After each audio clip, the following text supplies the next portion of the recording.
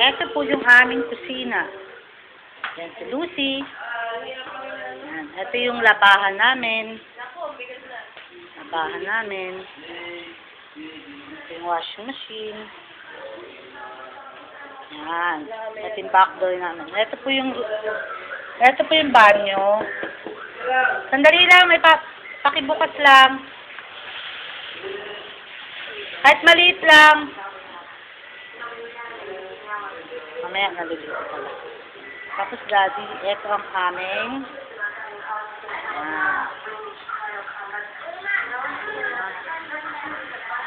ang bago namin ref. Yan. Yung TV. Yung sala. Yung sahig namin, tile. Ito po yung kwarto ni Lucy. Medyo madilim. Ito po yung kwarto namin, hindi pa maayos. Tulog po si Sean.